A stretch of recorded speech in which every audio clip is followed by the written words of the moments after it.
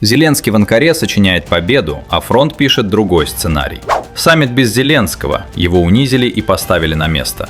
Альянс снял маски и официально назначил Россию врагом на годы вперед. Меморандум с Ираном не продержался и недели. Трамп снова бьет по Тегерану. Приветствую, друзья! Сегодня разбираем самые горячие новости. То, что осталось за кадром, в нашем телеграм-канале. Ссылка в описании. Лайк, подписка и начинаем. Владимир Зеленский снова оказался в центре внимания, на этот раз на форуме оборонных индустрий в рамках саммита НАТО в Анкаре. Его выступление свелось к привычному набору тезисов: похвала мнимым успехам украинской армии, требование новых поставок оружия и ультиматумы Западу – срочно перестроить свою промышленность под нужды Киева. Начал он с рассказов о революции дронов. По его словам, Киев якобы полностью лишил Россию стратегического преимущества, на которое Москва рассчитывала долгие годы. А мы тем временем полностью лишили Россию стратегического тыла. А вы ведь знаете эту страну?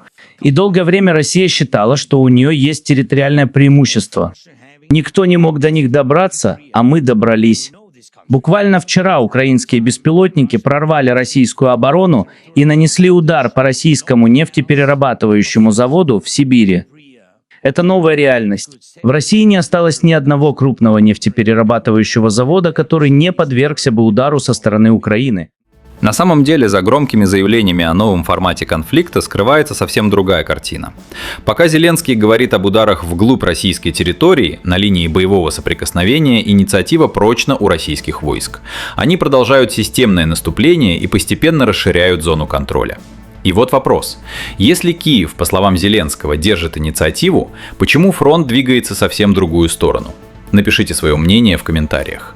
Потом он пошел еще дальше и в ультимативном тоне потребовал от европейских стран отказаться от коммерческой выгоды и срочно начать массовое производство систем противоракетной обороны, заявив, что промышленность должна работать в интересах защиты, а не прибыли. Нынешнего производства систем «Патриот» недостаточно для удовлетворения растущего спроса на средства защиты от баллистических ракет. Это факт. И мы должны на него отреагировать.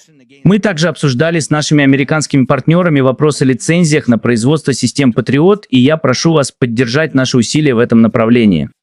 Как я уже сказал, Европе нужны собственные эффективные противоракетные системы и ракеты. Я призываю всех вас и всех наших партнеров уделить ей должное внимание. И это не может ждать до 2030 года или позже. Пожалуйста, помогите нам получить больше ракет для противовоздушной обороны. И я уверен, что вы со мной согласны. Речь идет не о максимизации прибыли для правительства или промышленности. Речь идет о максимально надежной защите, в первую очередь защите сотен миллионов европейцев.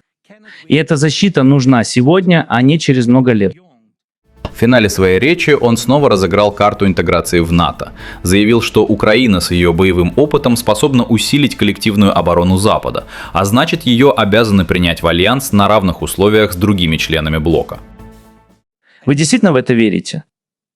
Вы действительно считаете, что было бы правильно оставить за пределами НАТО страну и народ с таким уровнем обороноспособности?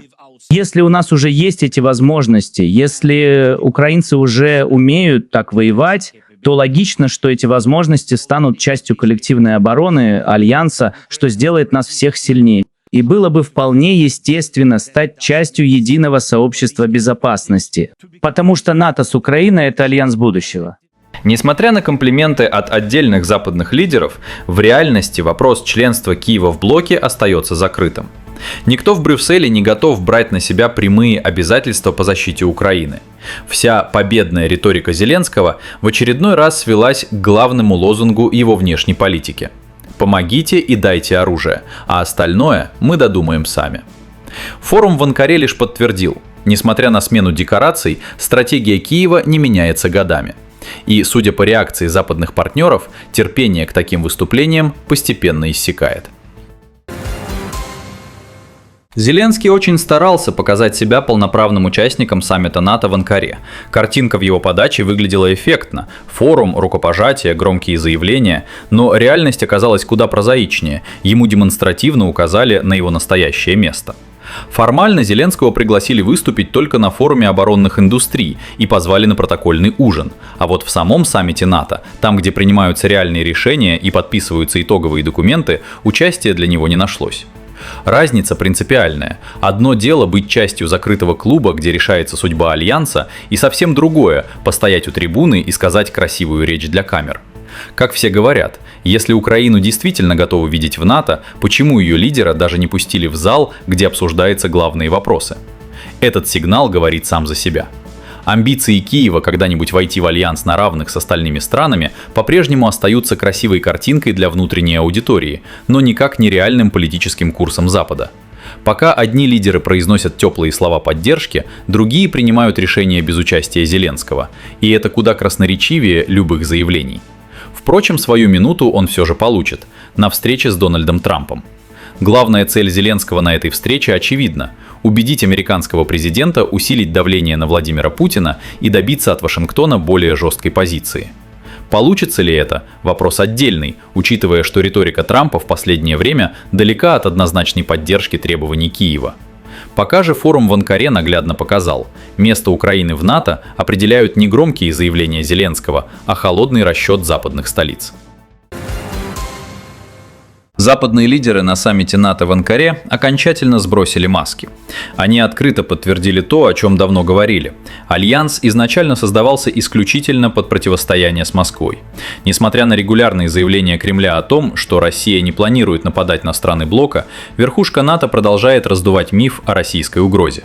По сути, вся эта воинственная риторика используется западными лидерами с одной конкретной целью – оправдать перед собственными гражданами колоссальные бюджетные вливания в Украину и раскрутку маховика военно-промышленного комплекса. Генеральный секретарь НАТО Марк Рютте во время общения с прессой прямо пригрозил Москве, заявив, что альянс невозможно победить.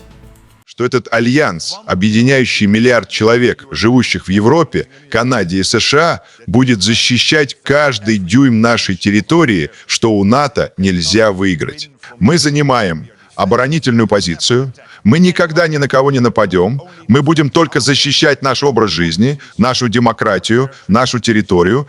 Так что не дурачьтесь с нами, не играйте с нами. Вторил ему и премьер-министр Канады Марк Карни. Он пошел еще дальше и без лишней дипломатии назвал Россию открытым врагом, объясняя, почему Оттава резко поднимает военные расходы до 4% от ВВП. Оно проходит в условиях, когда угрозы, с которыми мы сталкиваемся, меняются, причем меняются быстро, как с точки зрения характера ведения войны, гибридной войны, так и с точки зрения прямых угроз, с которыми мы сталкиваемся в условиях гибридной войны. Россия — наш прямой противник. Как вы думаете, если Россия действительно не собирается нападать на страны НАТО, зачем Альянсу столько ресурсов тратить именно на подготовку к войне с ней?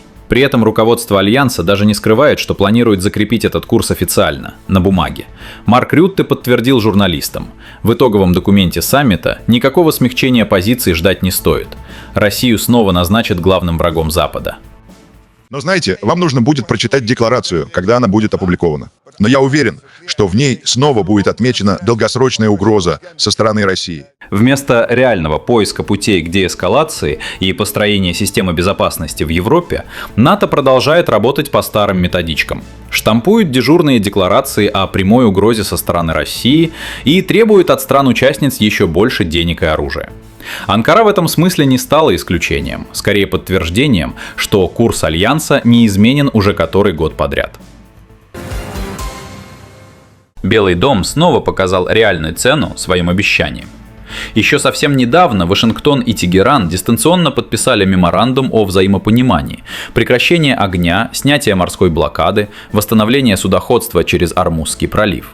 Казалось, стороны наконец нашли точку опоры для деэскалации. Но не прошло и пары недель, как американские военные снова нанесли удар по Исламской Республике. Взрывы прогремели сразу в нескольких точках. Ормузский пролив вновь превращается в пороховую бочку, где одна искра способна поджечь весь регион. В Пентагоне заявили, что удары стали ответом на якобы имевшие место атаки на коммерческие суда в проливе. Поводом послужила история с катарским газовозом. МИД Катара обвинил Иран в нападении на судно и потребовал немедленно прекратить подобные атаки.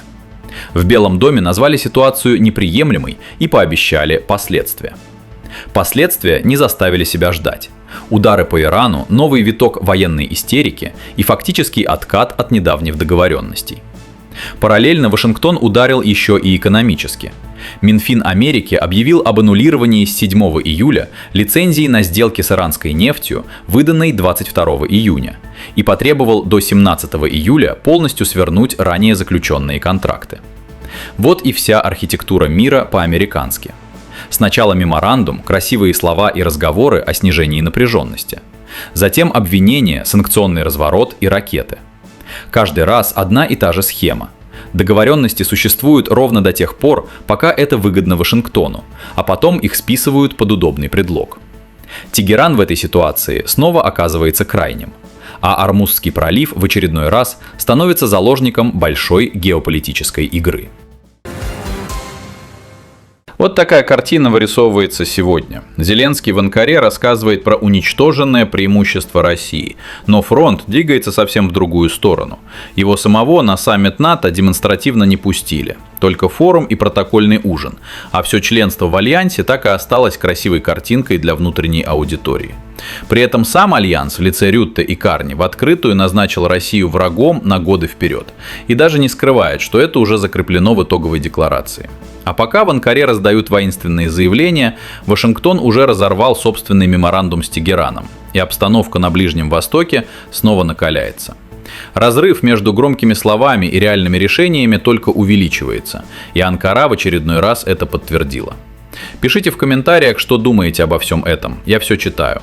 Подписка и лайк, если было полезно, и не забывайте про наш телеграм-канал, там больше новостей и без цензуры. С вами был Медиашот, скоро увидимся. Всем пока.